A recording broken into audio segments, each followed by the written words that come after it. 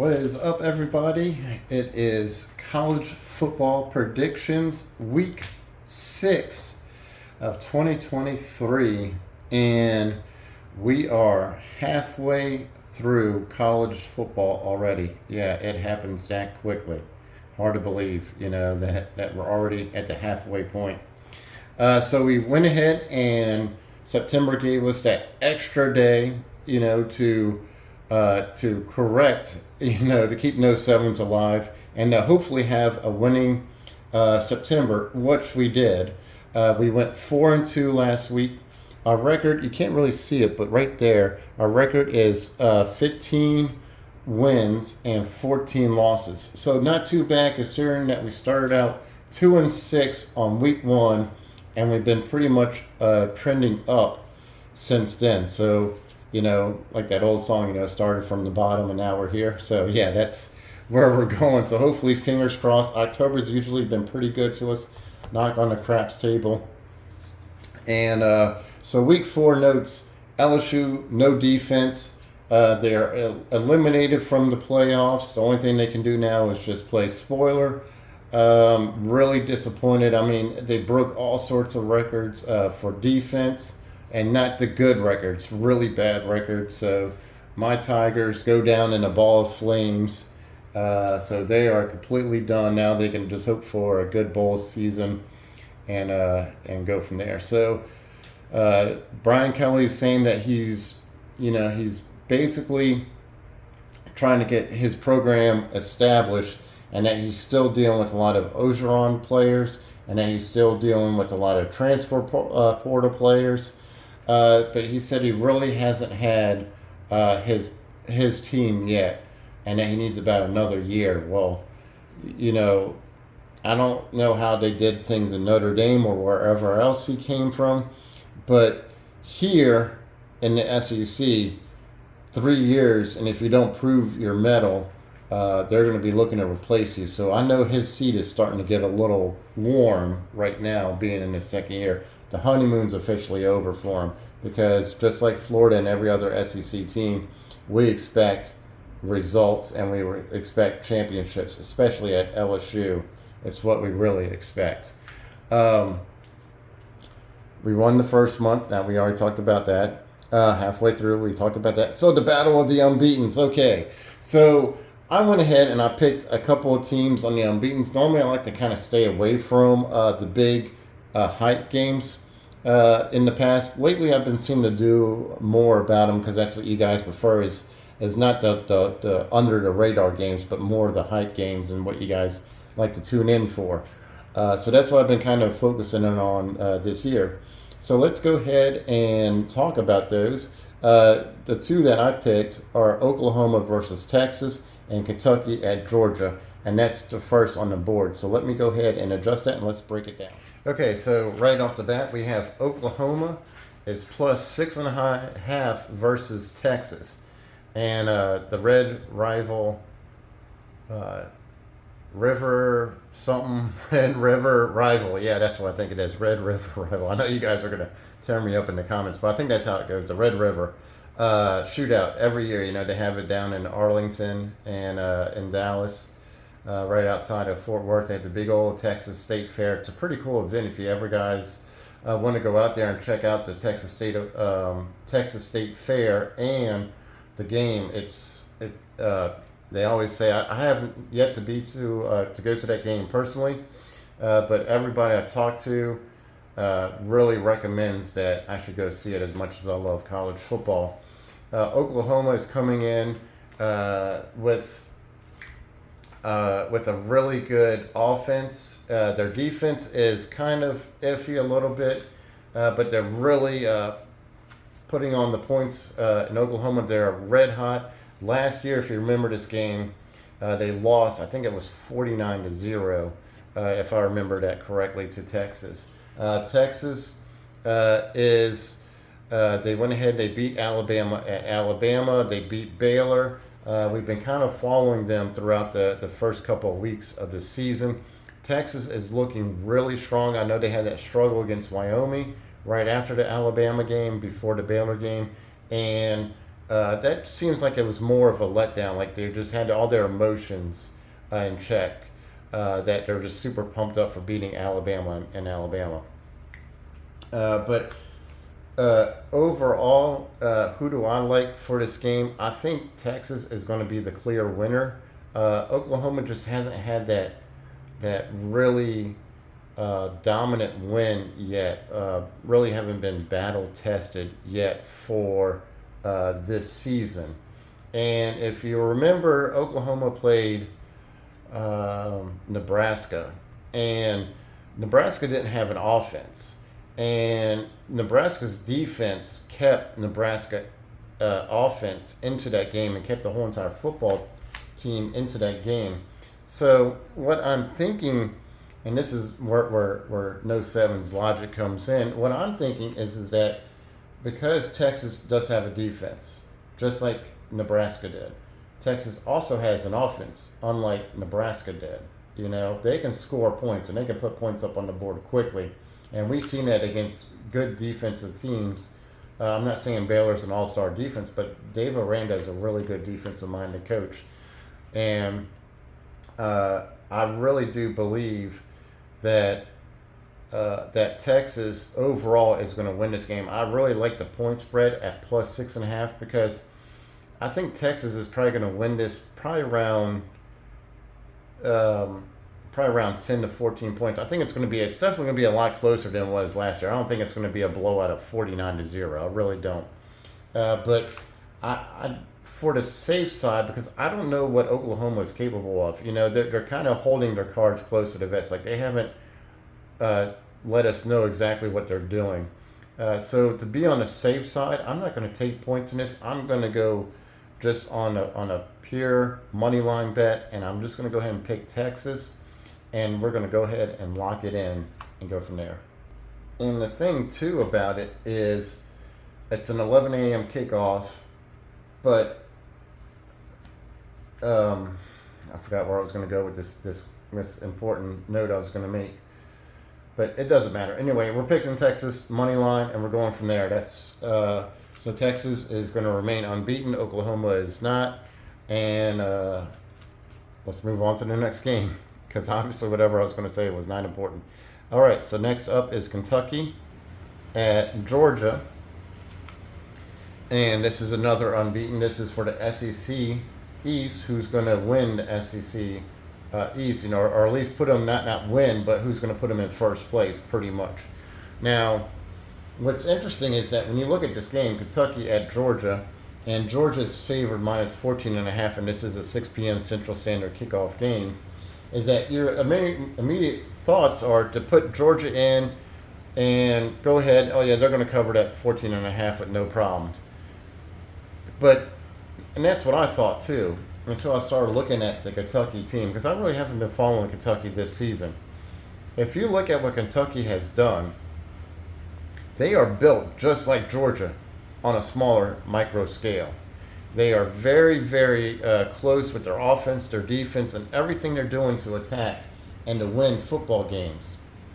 The biggest thing is that Georgia has bigger game experience with college football playoffs, national championships, and 5-star recruits on that team.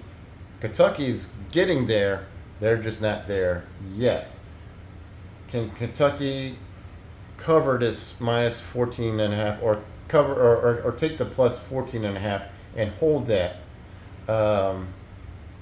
That's iffy, because I really do think that this game is going to be around Kentucky or Georgia. I think there's going to be about a 14 point spread differential, you know, between the two. But who knows? Kentucky could keep this a lot closer, because we have seen Georgia struggle against in the likes of South Carolina and everything else. Georgia could be due for an upset this week, so don't be surprised that, you know, this thing is a lot closer than what you expect. So that 14.5 kind of has me a little bit worried about taking it with Georgia, but I'm also really don't want to take it with Kentucky at plus 14.5, because there's just really no way of telling how this game is going to go. Now, if this was Kentucky playing at home, and we were going to go ahead and give me plus 14 and a half, then I will go ahead and I will I will put that on there. Um, but it's being played in Georgia, and I think this game is going to be a lot closer. But I just want to be on the safe side. I think Georgia's going to pull this out, so I'm going to go on the easier pick instead of me racking my brain going back and forth with you guys. I'm just going to take Georgia money line. Okay, so next up is Michigan at Minnesota. Michigan is playing really well with Jim. uh, so things are clicking, things are looking really well. And you know, one thing I haven't done yet, I have not yet made my prediction for who is going to win the national championship. I normally make it at the last week of September, and I didn't do it last week, so I really got to come up with. So at the end of the video, I'm going to give you who I like to win the national championship. I won every year that I've been on here. My prediction has come true. I liked LSU to win in 2019. I liked Alabama to win in 2020. 21, I like Georgia, and 22, I like Georgia again. So 4 years in a row, I picked the winner. This year is a little harder because I haven't found that one who I really like yet. But I'm going to think about it. I'm going to put it on the board at the end and go from there. Also, when I'm shooting this video, it is October 4th. And October 4th was when I did my first video, my intro video to No Sevens Dice Club. So it has been 4 years on October 4th. A lot of fours in there. So that is really interesting that I'm shooting a video on October 4th. And it's my 4-year anniversary of being on the channel. And thank you guys for everything. I really appreciate it. And moving on to Michigan now. So Jim is playing great. He's playing at Minnesota. This game is minus 19.5. And what does No Sevens always say? We like Michigan under minus 20. So this is probably going to move up throughout the week. If it moves up beyond 20, I would kind of fade away and stay away from this game. Pick Michigan to win the money line. Simple, easy bet. Win a couple of dollars. But I really do like Michigan at minus 19.5. There's really not a lot to break down. Michigan is playing really well. Really, really looking forward to that Michigan-Ohio State game that's just around the corner. Going to really love to see how that plays out. But we're not going to spend a lot of time here. I've been taking up a lot of your time already. So let's go ahead and lock it in. Michigan minus 19.5. Okay, next up is Notre Dame at Louisville. That was a great game last week against Duke. It was it was nice to see game day over there, representing Duke University, because they're so much known for their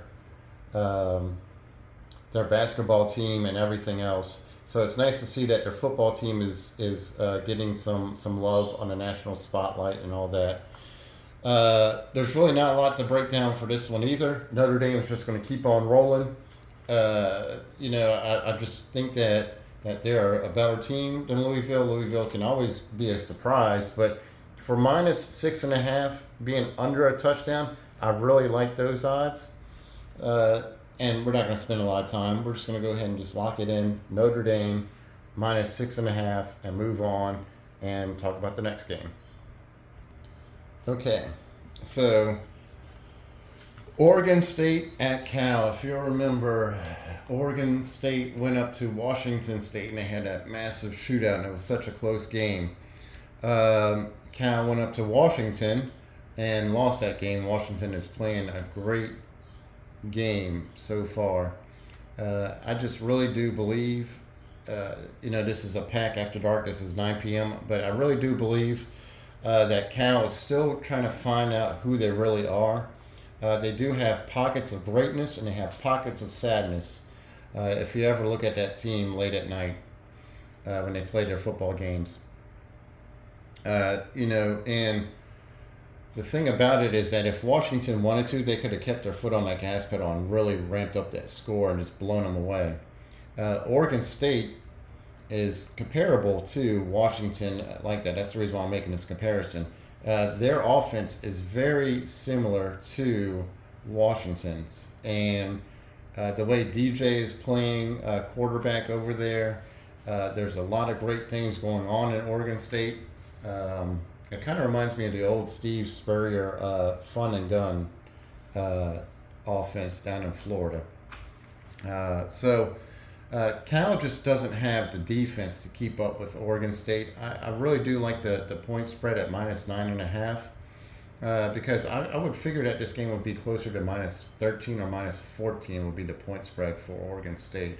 So when you get this at -9.5, I really do like this. Now, don't get me wrong, Cal can keep up, but it just seems like they're just struggling this season to really find out who they are because, 1 week they play a team that you expect to blow out, and they do win the game, but they don't blow them out.